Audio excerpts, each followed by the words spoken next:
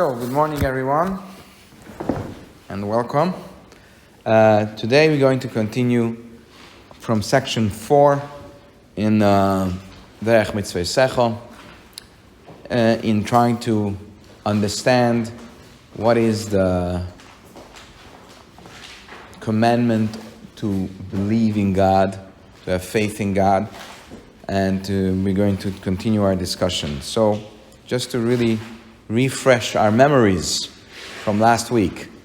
So first of all, we had a whole discussion about whether or not God is understandable.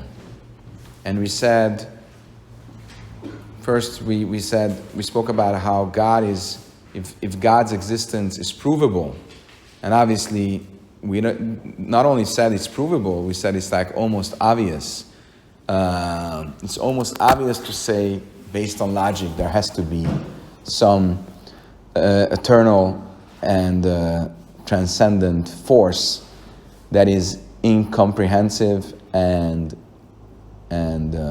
really not graspable, but there has to be something that is the beginner force of everything, and that's the fact that there is such a thing, which is called mechuyav hametzius, the unconditional existence. That is very logical. It's very logical to say that. At the same time, it's very hard to understand what that is. So we understand it exists, but it's very hard to understand its nature. We can understand that this thing exists, that there is such a thing, but it's very hard to understand what that is. And we gave an example from the soul of a person, that we actually feel we have a soul, we feel that we have an energy in us. We are more than just a body. We are more than just chemicals and molecules being in reaction with each other. We are more than material. But very hard for us to define what is that thing which is in us, which is what we call a soul. And this is what we call, in general, the difference between Yadias hametzius v'ahavonas hamahus. In English translation, the knowing of the existence or understanding the essence. We know the existence of our soul, we know it exists, we don't understand its essence. It's very hard for us to try to define what the essence of this soul is. How would you define the soul? We know it exists, but it's very hard to understand it, understand its nature. And then we started speaking about God, and we said, fine, so we understand that there is such a thing as God, but what is this God? Is this God understandable or not? And we said, actually, it cannot be understood, and the fact that God is ununderstandable is an essential part of God's nature, because, and here we brought in the 5 major principles of faith. If you remember, we said that there is 13 principles of faith that the Rambam lists. And out of these 13, the first 5 are the most essential ones that speak about the existence and the nature, so-called, of God. And we even wrote those down, and we tried to show how each one is dependent on the other. So, in truth, you can't really have none of those 5 without the other 4. If you're going to say and accept one, it's going to be automatically derived the other 4. So, and we went through this. We went through what it means that his being is from his essence, mechuyav hametzius, that's an unconditional existence, unlike every other existence, which is comprehensive, something that we understand of the existence of the thing, and that it means that it has some type of limitation. If it has a limitation, then its existence cannot be from itself. Its existence is from an outside force. By God, we don't understand any of it, and therefore we also can't say that it's conditional. Just on the opposite, it's unconditional.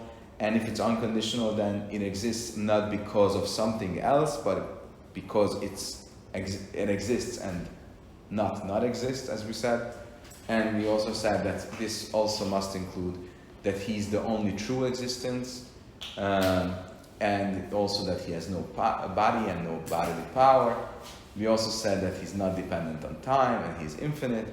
And then we spoke in length about the idea of the true oneness, which is that it's not even, it's not only that it's not multiple in the sense that there's multiple gods, but it's even not in the way that it would be that he has parts to him. It's a whole that has parts to him. He's the totality of simplicity. And that's the idea of God's unity. So basically we ended up saying, okay, so God is this totally infinitely simple and undescribable existence that you cannot understand any of it, any parts of it. It's this ungraspable thing that we know exists, that it exists. We have to come to the conclusion that it exists, but we cannot explain what it is, because if you would be able to explain what it is, then it wouldn't be any more unconditional, and it wouldn't be any more infinite, and so on and so forth. Now, this led us to a major question, and this is the question we ended up with on Friday, right? Friday was the last time we met. So this was the major question we ended up with on Friday, and this is really an essential question when we speak about theology. So on one hand, we say God is infinite, and being infinite cannot mean that he's just partially infinite, because if you're partially infinite, then you're not infinite. There is parts to you, then you're not infinite. And we explained in length, especially for Zoli's sake, that we're not speaking about infinite in the mathematical sense here, which is an infinite line of finite things, but we're speaking about infinite in the sense ungraspable. So if you're able to grasp part of something, then it means that you're grasping it, so you cannot say that God is just partially infinite, but some parts of it are finite. But if that's the case, then how come we have a relationship with God? And in this relationship, we call God names. We call him the great, the merciful, the patient one. We call him with different names, and we also say we apply to him different ways to describe him, descriptions. It's all in the Bible. It seems like it's not this infinite thing, because if it would be that infinite thing, then we wouldn't be able to describe him in any way, right? So this was our contradiction. If God is infinite, then how could finite things like us have a relationship with him? And this brought us to the question, which is the major argument and disagreement between the Rambam and the Maharal. The Rambam, the Maimonides, and Rabbi Lev, the Maharal from Prague. And the argument was whether or not is there any description that you can use of God, even a description that is not understandable for humans, but you would say this is a determined, essential part of him. And the Rambam said, yes, logic. Logic and God are one. So logic, the laws of logic, even if it's a different logic than our logic, because it's a godly logic that we might not understand because our logic is limited to the human logic, but there is a logic, there is a godly logic, and God is not limited, but God is working in the framework of logic, because that's like an essential part of him. But then the Maharas and then the Rambam said, oh, but wait, if there is a logic, that means there is what does the logic do? Logic makes order in things, right? It puts things in order. So if we would use the traditional way of applying what logic is, then we would limit God, because that would mean that there is things to make in order of. And if there's things to make order of, that means that he's limited, right? If he has this totally simple, ununderstandable, ungraspable existence, then there's nothing to make order of. There's no logic there. And therefore, what did the Rambam answer? The Rambam answered that he is the knower, he is the knowledge, and he is the thing which gets to be known. Hu hayodea hamada v'hayadua. And so it means that it's really not a knowledge in a way that we think of knowledge. There's no separation here between knower, knowledge, meaning the tool of knowledge, and the material that the tool of knowledge is used for. It's all one. And therefore, God doesn't know in a way which we know. We know in a way that there is me, and there's the things outside of me in which I make an order with knowledge. No, by him, it's all part of him. And therefore, it's not a problem. That's what the Rambam said. But then came the Maharal and he said, wait, what do you mean? How can you say that? If you say knowledge, even if you say it's part of him, you're limiting him, because you say, what is knowledge? Knowledge is making order of things.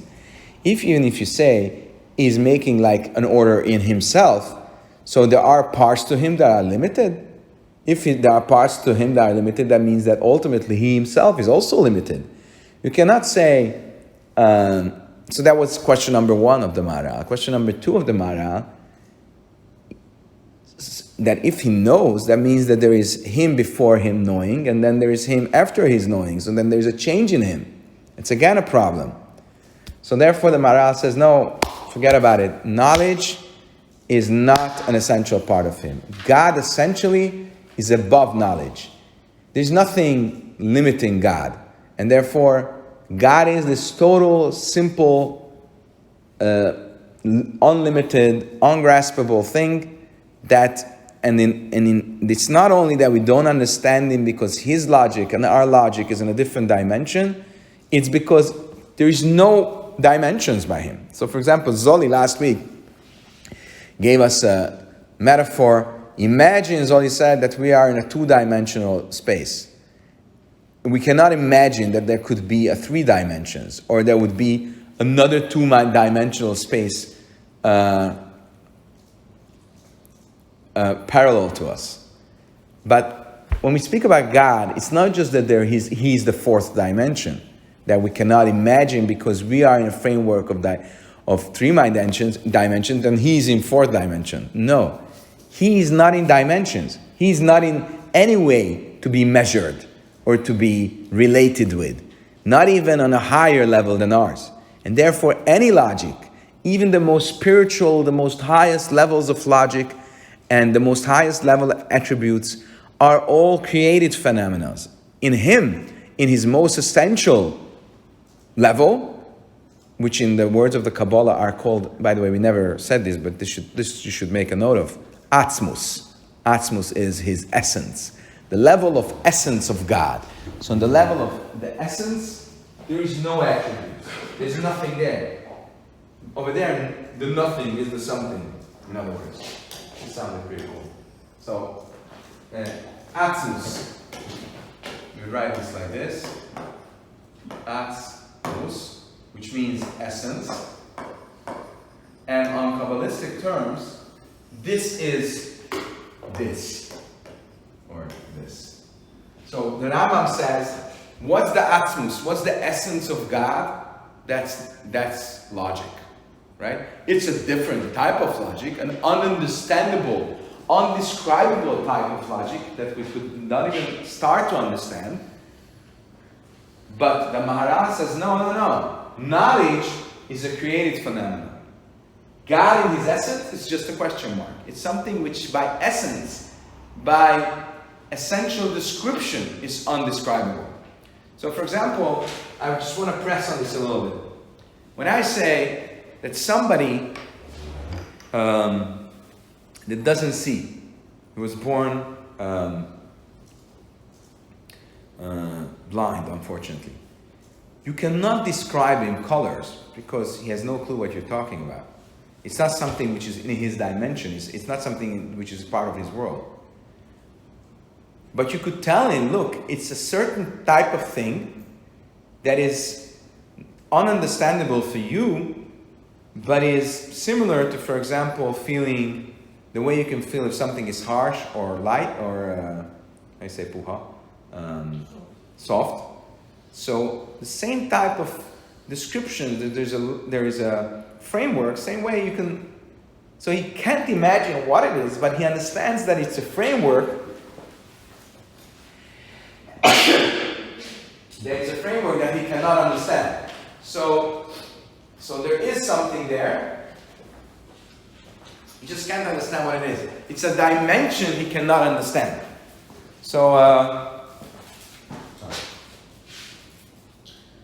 that's the way the Rambam speaks about logic, for example. He says it's a godly logic. It's a godly knowledge. It's not a type of knowledge we will ever understand. He even said it's so ununderstandable, there is no way you can even pronounce, say it or hear it, because it's like an illogical logic, but it's a logic, it's a system.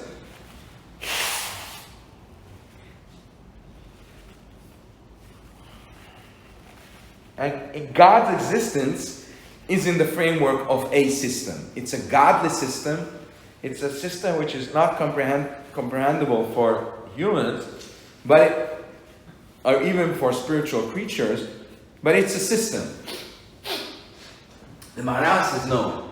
Any system that you're going to say, if it's a system, it's contradicting the essence of God, because the whole thing of Tzugazum, the essence of God is that God is not in a system. Only existence which is a created existence works in a system. But God is the only not created existence, existence which is not derived from somewhere else, but it exists on its own. And therefore it has to be without a system, because if it's a system, the system predicts that the system, the same way it works in itself, it also comes from somewhere else. It's part of a larger system. So you cannot say there is a system by God. So this is the argument between the Maharal and the Rambam. Before we go forward, do you guys feel you understand this? Or you want to dwell on it a little more? You want to ask a question about it? Everybody feels that understands it? Yeah? Okay. So the question is, what is the essence of God? And the Rambam says the essence of God is knowledge. The Maharal, who is more a Kabbalist, he says the essence of God is just essence, not something you can describe in any way. His essence is that it's undescribable. Alright? So now, by the way, just to mention, there is an opinion which says that the Rambam was not a Kabbalist at all. He was a very rational, neo-rational philosopher. Even he would say that the truth of the matter is there is a higher level of essence of godliness. He just doesn't mention it in his books, whatever, but it's only to quote the Kabbalah with the Rambam. But on the surface, it seems like there is this different perspective from the Rambam and of the Maharal on a pretty important theological question. Is God a system, or is it not a system? That's basically the question. So now, but we will continue with the Maharal, because the Chassidus is more based on the Kabbalah. And the Maharal says that really God, there's no descriptions to him. Then we ask, but if it's the case, then how come there is a whole long list of descriptions given to God in the form of Sefirot, of the godly attributes? And we got to know a little bit the system of these godly attributes. This is what we spent our time on last week, much of the lessons. So we went through, the 10 Sefirot, the 10 attributes, the way they exist in a person's personality, in this person's character. And we also explained that this is also a metaphor to what these Sefirot are in the godliness. But they are Sefirot. Sefirot are attributes, and attributes of God. And if they are attributes of God, then it means that we are still putting God into a system. So if that's the case, then God is a system. So how do we deal with that? That's basically where we ended up. So what we answered in short was that there is two parts to this godly existence. There is the essence of God, and then there is the perception of God. There's the essence of God and the light of God, the way the Kabbalah puts it. There is, just like you, right? We said you have your soul. You cannot describe your soul, but you can describe the outcomes of your soul, the effects of your soul.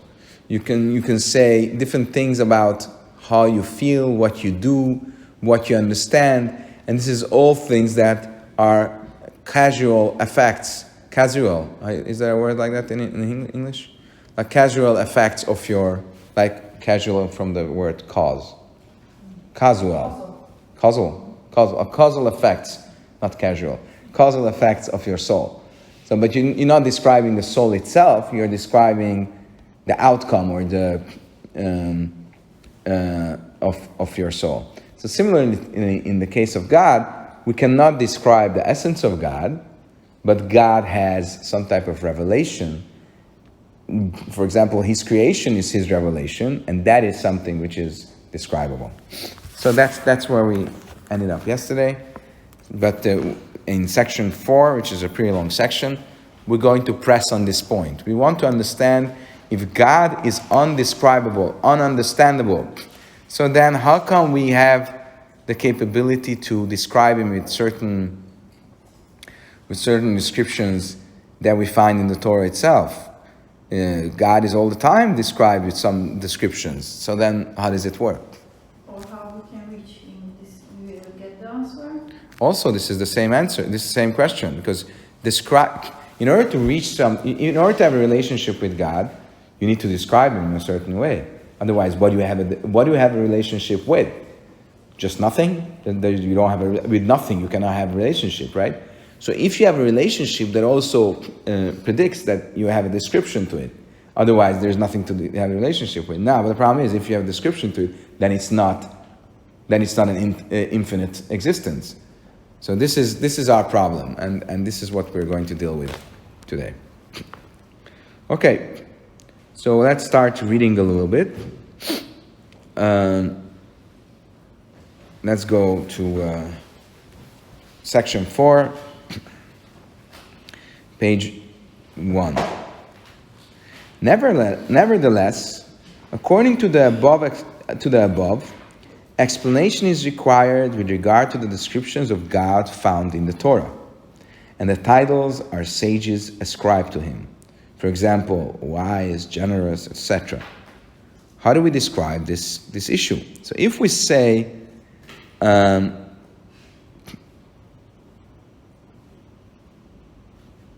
if we accept the Rambam's solution, we have some type of solution, because we say ultimately He can be described. Just the descriptions that we describe Him with are godly descriptions and not descriptions we can understand. So for example, when you say He's wise, we mean a different type of wiseness, a different type of seichel, a different type of logic than ours. But it's still a logic, it's still a system. But we argued with this explanation. We said, like the Maharal, in his essence, He is not describable. But then, what do those descriptions mean? How do we use these descriptions? To resolve this difficulty, in Gevuras Hashem, the name of the Sefer, name of the book, the Gaon Maharal continues to explain as follows. From the very fact that He is utterly simple, as will be explained, we are compelled to say that He can also express Himself through wisdom or creation. For if He would not know everything, or there would be an entity that did not come into existence from Him, that He would not be able to define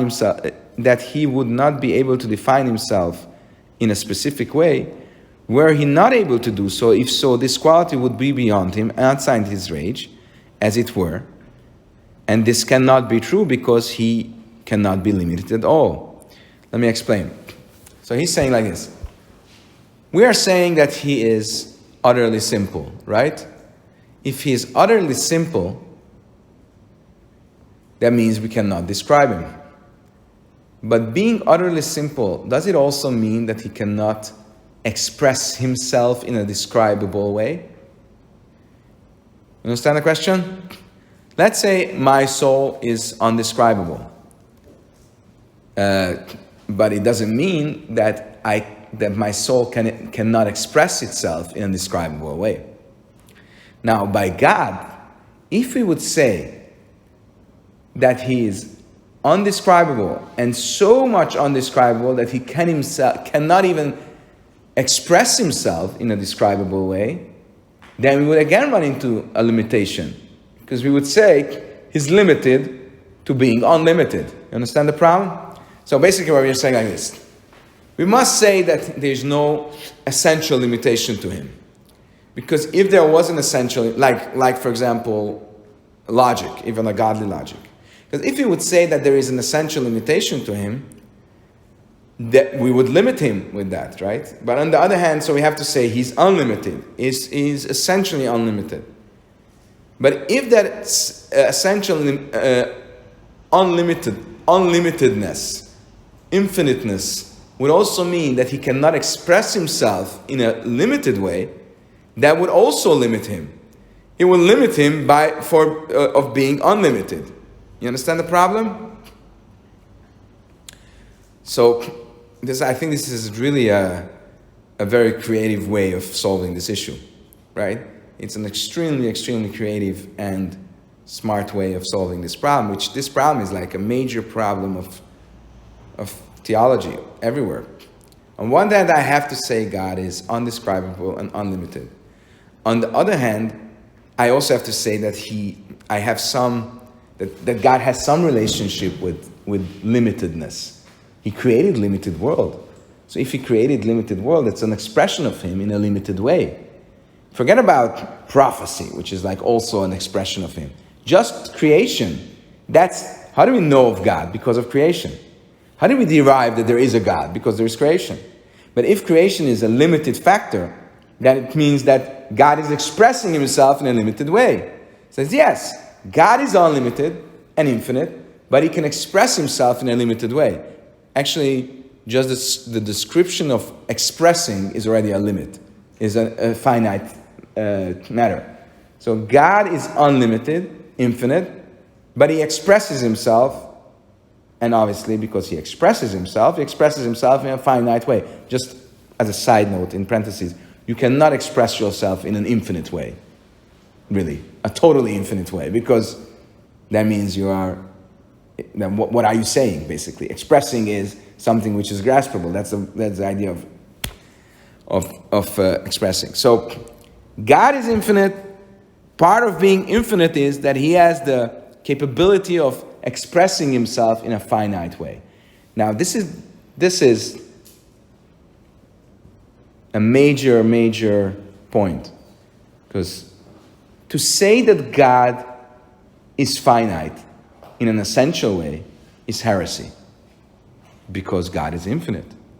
But to say that God cannot express himself in a finite way, that's also heresy. So what I end up saying is God in its essence is infinite, and God has the capability, because he is infinite, to express himself in a finite way. I would like to write this down because I think this is like a very important point.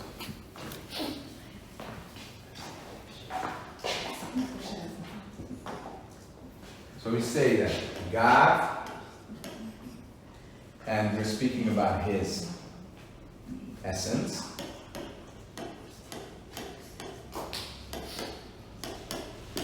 infinite, undescribable. But God, expression, is that how to write expression?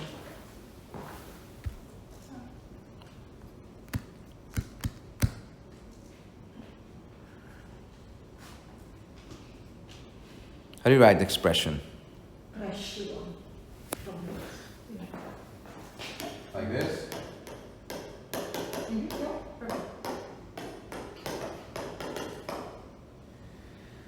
Now, when we say, like, you can, if you don't press these points strongly enough, you might end up either way running into questioning monotheism, right? Because monotheism in the Jewish way is the idea that God is infinite and undescribable. Now, if you say that God is describable on an essential level, then you're questioning his infiniteness. If you say that he cannot express himself, then you're questioning his infinite capabilities. So this is how we try to cope this idea. Understand? Now, for example, I'm just saying this as a side note. It's not really a topic I'm very familiar with, or enough familiar with. But this is one of the major questions of the discussion of, how you say, Trinity? Trinity? How you say? Trinity. Huh? Trinity. Trinity? Szent Háromság in Hungarian. Trinity? So whether or not that is based on this very sophisticated level of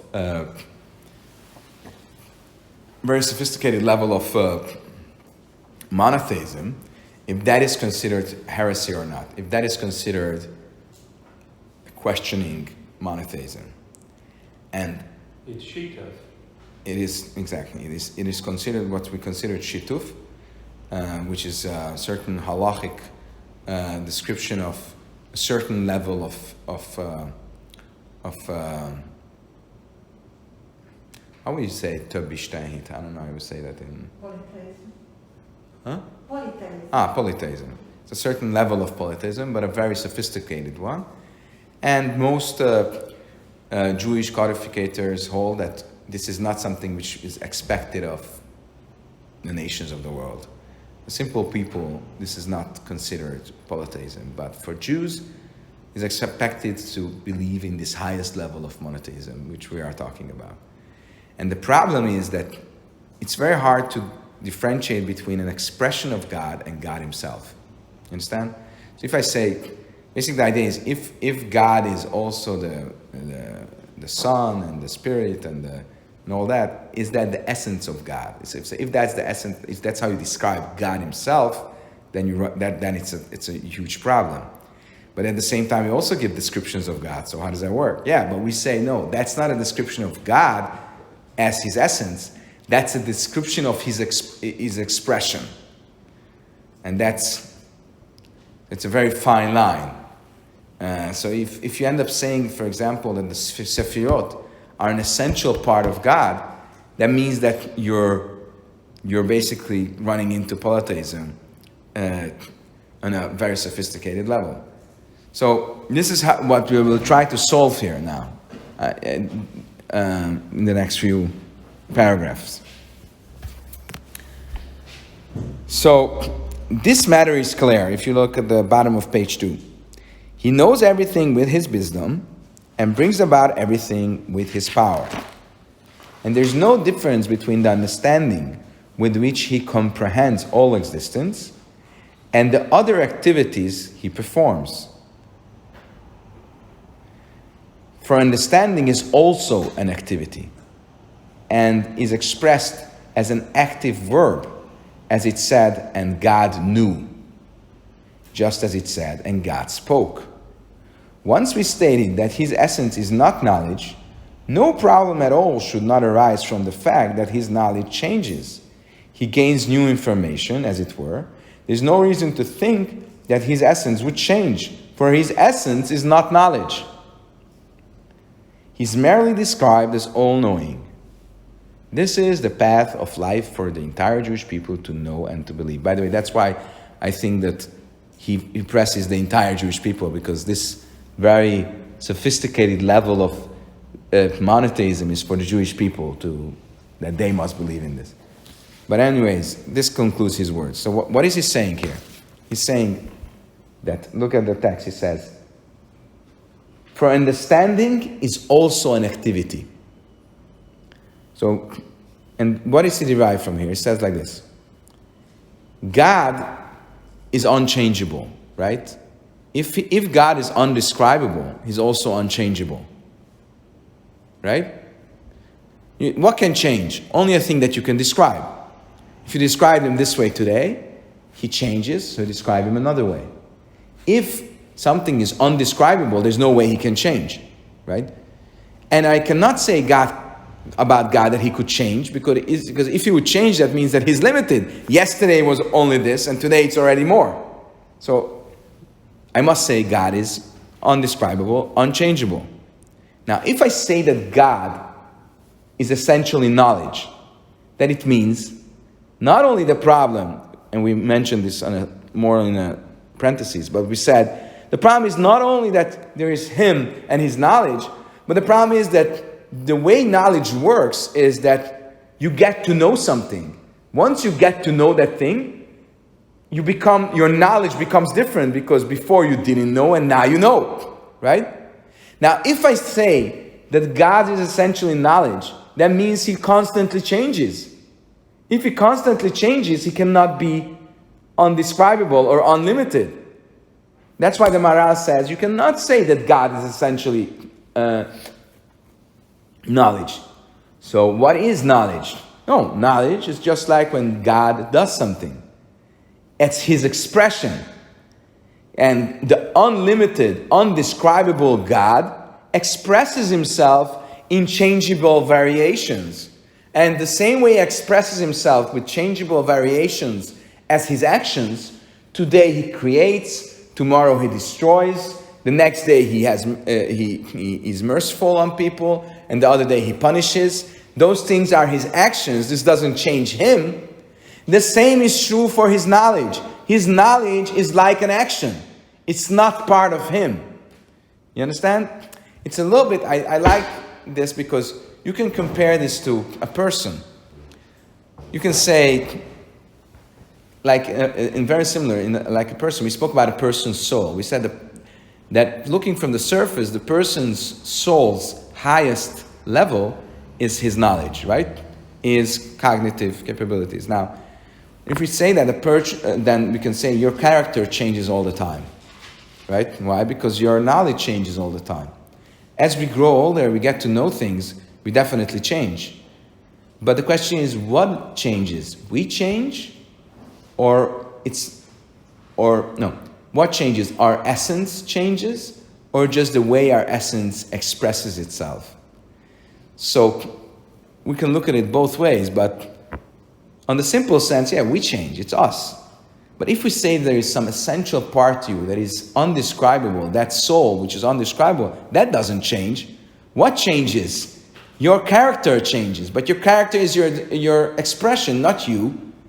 So same thing is about God. God, on his essential level, is undescribable. He's not something you can limit or describe in any way. And I must also say that he's above knowledge. Knowledge is above the system of any systems, any type of knowledge. So knowledge is just like an action. Just like an action doesn't change him knowing or not knowing doesn't change him.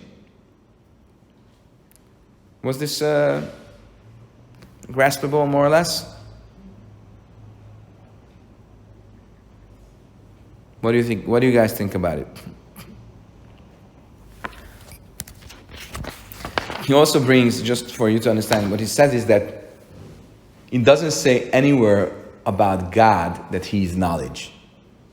It says about, when knowledge is mentioned by God, it's always mentioned in a verbal form. Not a verbal as a speaking, but as a verb. So it's not on its own. When you say something's essence, like, I want to go back to the question when we discussed, please describe yourself. I asked you, please describe yourself. Can you describe yourself, when you think of the descriptions which you gave to yourself, are any of these descriptions a thing which is on its own without a relationship being involved? And we said no, because any description is about a relationship between me and the outside world.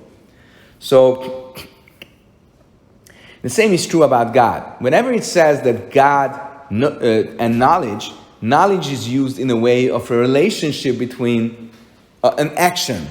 God knows. God knew. Vayeda Elohim. It's not a thing that says God is knowledge. It doesn't say anyway that God is knowledge. He's going to even say later on in the text that we call God HaKadosh Baruch Hu, the Holy, blessed be He. We don't call Him the knowledge, blessed be He. We call Him the Holy, next, blessed be He. What does the word Kadosh mean? The word Kadosh in Hebrew means distinct. Is that the word? Like al valastot, distinct or Distinguished? no, not divided. It means like, what is distinct? Like something which is far, something which is separated from me, far and separated. I use the distinct word for it, but I hope that works. So kadosh means something which is unreachable, something which is like, for example, the Torah uses this term for a woman which gets married, right? We say, Harei at mekudeshes li. Here you are holy to me. Why do we use this expression? Because what we try to say is, you are mine and you cannot be anybody else's. So you become distinct from all other men. Till now, you weren't, because you could have been a wife of anyone. But from now on, you are this. I move you away from everybody else, and you're distinct from everybody else. Or it says about the Nazir, the person that takes upon himself this special oath of not cutting his hair and not touching the dead and not drinking wine. So he's kadosh, he's holy. What does the word holy mean? He's distinct from society. He doesn't get mixed in with other people. So using the word holy for God is speaking about God's essence, and that's distinct from any description. So he himself is undescribable, but he can express himself, and obviously he expresses himself when it comes to a relationship with creatures or the creation itself. So,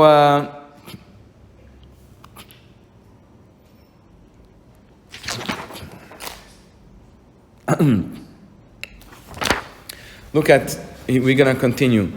Similar concepts are quoted, and we're on page 4, the third line. Similar concepts are quoted in Maharal's name by his student, the author of Tosfos Yom Tov, where he says, in his text, Derech Chaim, our master gave wondrous counsel that brought about great salvation by resolving this question. Nevertheless, it would not involve a change in his saying that his knowledge and his potential for activity are all part of his action. So he's pressing the same point. We're at almost this last line on the page. That he's saying that knowing by God is just like acting. There's no difference. It's always used as a verb, because it's always in relation with an action, with a relationship. It's not his essence. So they don't bring about multiplicity in him. The same way actions don't bring multiplicity in him. So this differs from the Rambam, obviously. Okay. This contradicts the Rambam, no? Yeah, so okay. That's what it says. Yeah. Look at the last line of page 5. They differ with Rambam and his followers. So there is the Rambam. The Rambam says, he is knowledge, God is knowledge. And comes Maharal and the Kabbalah and the Kabbalist, and they say, no, his essence is not knowledge. His essence is undescribable. So with regard to Rambam's identification of knowledge with God's essence, the Rambam says he's the knower, he's the object of knowledge, and he's the knowledge itself. Instead, Maharal explains that his essence is elevated and exalted, even above the category of intellect. And he's rather a simple being who cannot be defined at all. Okay?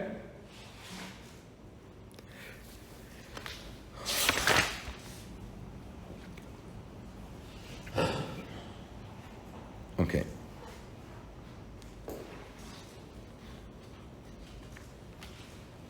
So now we get to the idea of Sefirot. And so let's get back to the idea of Sefirot a little bit. Because now we just solved this issue on a more general level. And now we have to deal with this idea of Kabbalistic Sefirot. Because till now we were just saying there's different descriptions that are given to God's actions in the Torah. So aren't we describing God? And we say, no, we are describing God's expressions. But then we say, wait, but the whole Kabbalah is about describing God, as far as we understood, of the Sefirot. What is the Sefirot? It's describing God. So we're going to get now a little bit deeper into this issue. So first, before we get into it, just let's go back a little bit to what are the Sefirot, because we mainly spoke about the Sefirot in a human context. We explained the Sefirot as the human's soul and how intellect and emotions and how do they relate to each other. We didn't take this to the godly metaphor. So let's just make a little short stop here and get into this a little bit more. So we said like this. We first had this idea in general. We said, it says in the, if I'm correct, some of Proverbs, Kohelet, or so one of Mishlei, one of the writings of King Solomon, if I'm correct, Mipsari achaze Eloka, from my flesh I will visualize God. And we explain, what does this mean? It means that God created us on His image, just on a different level. So in essence, we are a metaphor for God. We want to understand God, let's first understand ourselves. A human soul, a human character, is a metaphor for the godly character. It says in many other prophecies that God is compared to a human. For example, the most famous prophecies of Isaiah or Ezekiel are of the chariot. You know, the chariot, you ever heard of the chariot prophecy? It's a prophecy that is mentioned by both prophets, and it's about this vision where the prophet sees a huge chariot and different creatures are holding up this chariot. There are these four spiritual figures that have four faces, with a human face of a lion, a face of a eagle, and a face of a human, and they all hold a chariot, and on the chariot there's a throne, and on the throne, the muskamare odom, a form of something which is similar to a human. So in the prophecy itself, they describe God as some type of spiritual human vision. So we are a metaphor to God. And this idea of being created in the image of God, this is something which catches our imagination. Like, so what does it mean that God is this guy with a long beard sitting somewhere in heaven? So Kabbalah says no. We're not speaking obviously of a physical sense. We're not speaking in the physical sense. We're speaking about the godly character. So take the human character, and you will understand from the human character the godly character. And that's why the Kabbalah goes in real depth in explaining the human character by explaining the godly, the human attributes of the soul, the attributes of the human soul. And that's what we described when we went through the 10 attributes, starting with the intellect, the 3 levels of intellect, Chochmah, Bina, Das, the wisdom, understanding, knowledge, and then we went through the 7 levels of emotions. And these are all the human characters of our soul, the characteristics or the most basic attributes that build our character. Obviously, we are like a tour, we are like in a bar, you go and you take a mix. So each mix comes out a little different, but it's all made up of the same materials. So we are all different, but after all, we all have the same building blocks. Just put us together in they wired us a little differently, but we are all the same. So we understand now the human character, and we say, this is a metaphor for the godly character. And actually, there's a godly character in many levels, and this is why we said there's 4 worlds. In each world, we come across these characteristics, godly characteristics, but just on a higher level. Fine. So what does it mean that this is the godly character? So first of all, it's a question about what we're talking about now. If you say that you cannot describe God, then how could the Kabbalists describe him by these characteristics? Even if they're very lofty and very spiritual, they're still characteristics, descriptions. And the second question is, in general, what does it mean? What does it mean that he has characteristics? So the way you should understand this is basically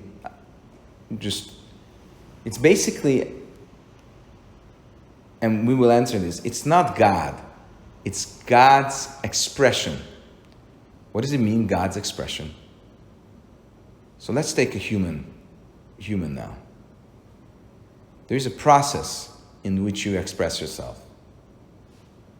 And what does that process go through? What are the stations, or the I don't know what's a better word than stations, but like, what are the different stations you go through when you express yourself? Let's go from your most inner part towards the outside world. You're going to go through many stations. Your expression, whatever it may be at the end, is it an action? Is it words that you speak? There's a whole process behind it. When you look at somebody doing something, it's not just like he was sitting there and doing it. There was a whole thing behind it, right? Even if it went in a very fast way, but there is a. So what Hasidus gives usually an example of this is building a house. You build a house. When does the building start? Does it start the first time you put your shovel in the earth and start making a huge hole in the ground? No, obviously not. So where does it start? It starts much, much before. It starts on the table of the architect drawing. But does it start there? No. It starts in your wife's mind. I'm sorry for the ladies here. That decided that she needs a new house. And she had something in her imagination. Or this was just for the sake of the joke. But in my mind, I imagined I will have a house. And I had some characteristics for this house. I knew I wanted to be at least 300 square meters. I knew that I wanted to have 2 floors, 4 bathrooms. Depends what, but I had more or less the basic characteristics. Now I had to go to the architect and go through with him more detailed. And then he came up with a detailed plan, which that itself is a process. First you make a general plan, then you go into a plan which is called in Hungarian the engedélyezési terv, where you get a permit plan, and then you go into a plan which from where the construction workers can work from. So it's a whole process, but it started with my imagination. Did it start with your imagination? No. The truth of the matter, it started before. It started with a rise of a will. I wanted a house. One day I woke up and I said, I want a new house. Here, you still didn't imagine what the house would look like. You just had a very simple will. I want a house. So there is this simple will that we start off with, which is really, besides saying it's a house, it's undescribable. And you get through a whole process until the last day when everything is finished and you put the key into the lock, as we say. Now the house is ready. This was a whole long process. And it wasn't only a process in time, it was a process in sequence. You cannot go from this will till getting the key. Truth of the matter is, this is what you wanted at the beginning, but you had to go through a whole process. And this process was first coming up with this will, and then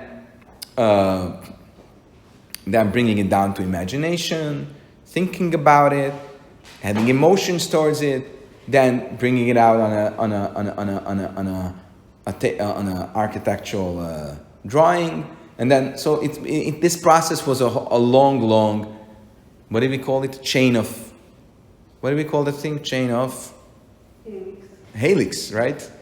You were going. Why is it a helix? Because You were going through the same thing, just on a different level. First you had it on the level of your will, then you have it on the level of your emotions, your intellect, then you have it on a drawing, and then in a more detailed drawing, and then you have... It's the same thing, it's the house, but it's in a different levels. Now, then you can ask, wait, but is your will the first step, really? No. The first step is you. If there wasn't a you wouldn't have a will. So, here we have you and the house, and in between, there is this whole long process until from the you, I get to the house. Now, is the house you? Is the house you? No, it's a separate entity. There is you and the house. When does this house separate from you? You understand the question? When I look at the house and I look at you and I say, no, this is two separate things. There is you and there is the house. When did this house become a separate entity? At what stage? When you started digging the hole? Or when you put it on a plan? Or when you had it imagined in all its details? Or when you had it in your will? So at what second can you say, now it's a separate entity? It's very hard to say. It's very hard to know. Because after all, it started up with you, and there's nothing else to it than just you. So then, and in our metaphor, there's outside materials, right? There's a paper, there's a pen you draw with, there is materials, there's concrete you bring to the house, the building. But if you imagine that you are God, there is you and your creation. When does the creation get to be a separate entity? It's very hard to draw that fine line, because everything in the creation is also from you. So it's not like there's outside forces. And this is why it's very hard to say, it's very hard to explain that the Sefirot are God, but they are like an expression of God on the way to create. But this is what it is. So we are speaking about God's intellect. It's God's emotions. The same way when we speak about the house and we say, this is your will. It's not a house, it's your will. It's you. Yeah, it's me, but it's not my essence. It's me on the way of making a house. And the same true with God. There is the essence of God, and then there is the descriptions of God, but all descriptions of God are really an expression of Him towards creation. So He's on the way to create. So we can even describe this in a way of, you look at this whole chain of worlds, and the whole chain of helix of Seder Hishtalshalut, the order of chains that the Kabbalah says, with all the Sefirot and everything. This is not a description of God, it's the description of the creation process in which we are going to describe God, or putting it better, God's expression. But it's very hard to say, when are we describing His creation, His creative force, and when are we describing Him? The same way, it's very hard to say, until where is you, where does your expression start, and where is the house starts? Because it's like one long thing. So this is why, if we're going to go a little deeper than what we drew here to say the Ishtalshu. So we can draw this even more detail, and we can say, there is God. The essence of God is called Atzmus. Then there is His light, the infinite light.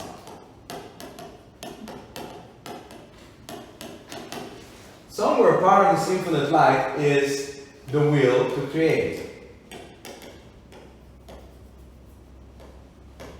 Once that infinite light, there rises idea to create, then we get into this helix chain in which there's going to be different steps, which we're not going to get into now, and the 4 worlds, and the 10 in each world, the 10 Sefirot, and all that. Now, if I'm standing here and I'm a creature, and I'm looking from here towards God, so-called. I see God, but I'm seeing a creating God. You understand the thing? It's like if I look at you, I will describe you, but I don't see you. I see the way you express yourself towards me. So I don't see your essence, I see your expression. And still I'm going to say this is a description of you, not your, because the way I see it is I'm seeing you. I can only see you through your expression. But that's your expression, that's not you, that's not your essence. So this is the issue with the Sephirot.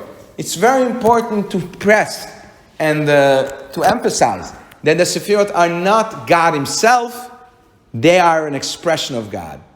Just it's very hard to it's a bit hard to draw the fine line. Where does God essence stop and where does his expression start? The same way as I tried to explain with the building of the house, it's very hard to say where does this house start being a separate entity and where does it still part of you. And you know, it's the reason why, if you just think about it in a more like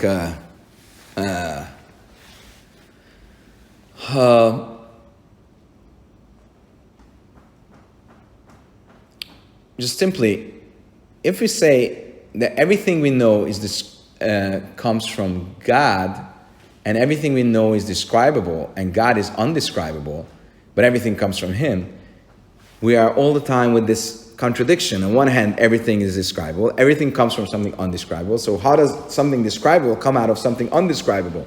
You understand that? It's the same issue. Okay. So the way the Kabbalah explains, it's like saying, and I mentioned this metaphor before. Now when you build a house, you're working with existing attributes.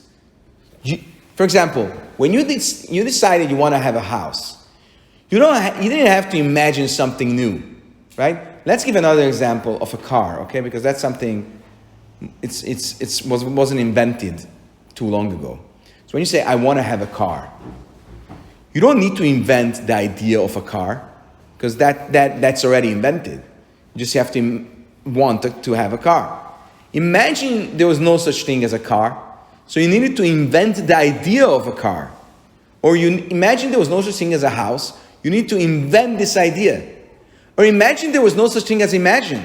You had to invent imagination. The idea of imagination. Or imagine there was no such thing as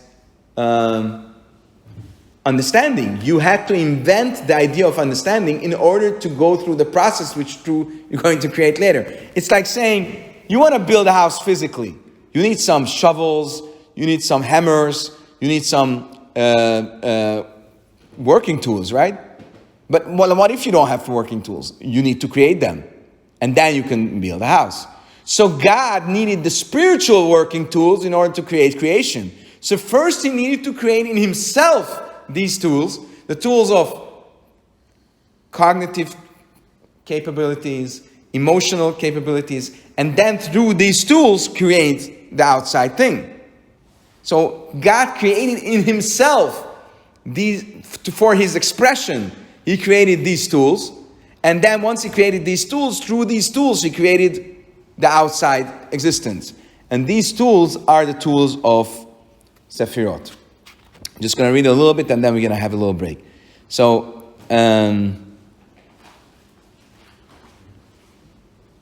for him, look at page 8, in the middle of page 8. For him, they are only like tools with which a craftsman performs work. Obviously, the tool is not at all comparable to the craftsman's essence, right? So the same way you're not going to say that the hammer the craftsman uses in order to build a house is the craftsman himself. Same way when you say God has knowledge, that's just like a tool for him. That's not him, that's his tool. Similarly, knowledge and intellect are among the 10 Sephiros. They are Kalim. It's a different word for the Sephiros in the Kabbalistic terms. It's called Kalim. Kalim is the Sephirah itself. It means tools. So the Sephirot, the attributes are just tools. And God caused them to exist and brought them into being. So it's not something which essentially is there. God created these tools, spiritual tools of intellect, of logic, and then he expressed himself through them. Like imagine you want to say something. So the simplest thing, you say it. Well, what if I don't know how to speak because I'm still a little child? Yeah, that's not a problem. You can learn how to speak. But imagine there was no such thing as language. So first you needed to create language in order to then learn that language and to express yourself through that language. So imagine God's essence without any tools because it's infinite. So in order to express and to do something, create something so-called outside of him, he needed first to create in himself the tools of expression.